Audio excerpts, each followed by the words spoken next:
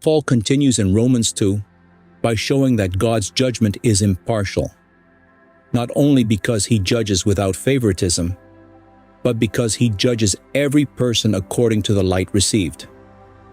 Those who sinned without the Mosaic law will not be judged as though they possessed it, and those who sinned under the law will not be protected merely because they heard it.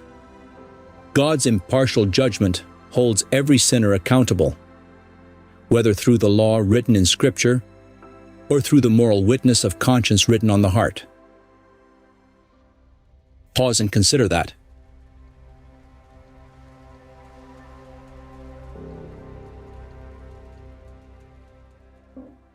Paul first distinguishes between those who sinned without law and those who sinned under the law. The Gentile world did not receive the Mosaic law as Israel did. But lack of covenant possession does not mean lack of accountability before God. Those who sinned without the law will also perish without the law. Their judgment is not based on a revelation they did not possess, but neither does their lack of that revelation make sin innocent. Those under the law, by contrast, will be judged by the law. Israel's possession of the law was a real privilege, but privilege does not erase guilt. The law does not become a shield for the person who transgresses it. It becomes the standard by which his disobedience is exposed. Pause and consider that.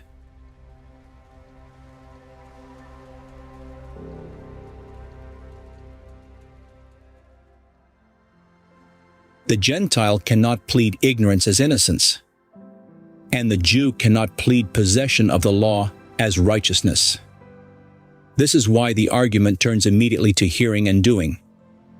Paul says, "It isn't the hearers of the law who are righteous before God, but the doers of the law will be justified." Paul is not yet unfolding the doctrine of justification by faith. He is pressing the principle of judgment. The law read, heard, known, or possessed does not make a sinner righteous before God.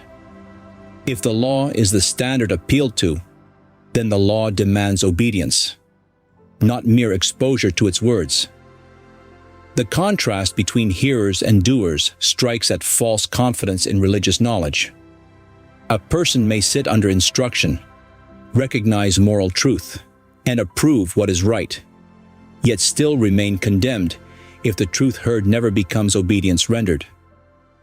Hearing the law can increase clarity, but it cannot substitute for righteousness. This matters because Paul is dealing with the human instinct to turn privilege into protection. The one under the law might assume that nearness to revelation places him in a safer position before God. Paul reverses that assumption. Greater light brings greater responsibility. The law makes God's will known, but the knowledge of God's will condemns the one who does not do it. The phrase, "the doers of the law will be justified," functions within Paul's judgment argument. It states the standard that the law itself requires. If someone seeks righteousness on the basis of law, then doing, not hearing, is the measure. But Paul's wider argument will show that sinners do not meet that standard.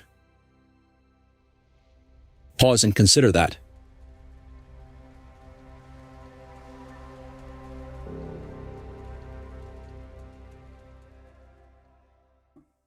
Here, he exposes false security before announcing the righteousness of God revealed through faith in Jesus Christ.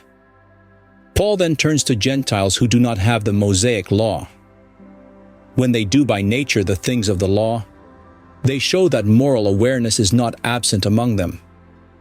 They may not possess Israel's written code, but their actions sometimes correspond to its moral requirements.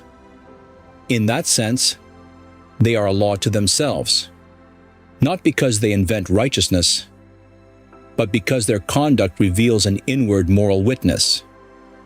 Paul describes this as the work of the law written in their hearts. He does not say that Gentiles possess the Mosaic law in covenant form, nor that conscience is equal to Scripture.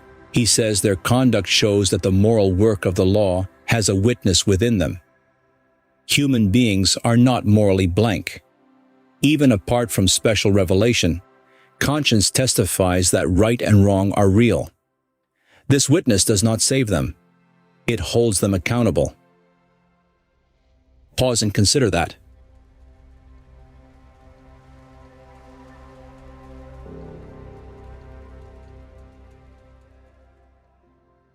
Conscience can accuse and conscience can excuse, but it cannot erase guilt or create righteousness before God. It bears witness alongside their actions, confirming that they know enough to be morally responsible. Paul's argument then moves from outward conduct to inward disclosure. Their thoughts accuse or excuse them, but the final judgment will reach deeper than public behavior or visible reputation. God will judge the secrets of men. Nothing hidden from others is hidden from Him. The inner motives, suppressed truths, concealed sins, and self-defending thoughts of the heart will all stand open before His righteous judgment. Pause and consider that.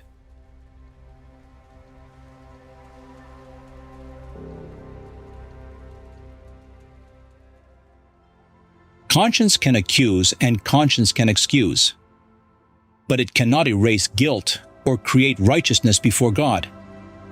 It bears witness alongside their actions, confirming that they know enough to be morally responsible. Paul's argument then moves from outward conduct to inward disclosure. Their thoughts accuse or excuse them, but the final judgment will reach deeper than public behavior or visible reputation. God will judge the secrets of men. Nothing hidden from others is hidden from Him. The inner motives, suppressed truths, concealed sins, and self-defending thoughts of the heart will all stand open before His righteous judgment. Pause and consider that.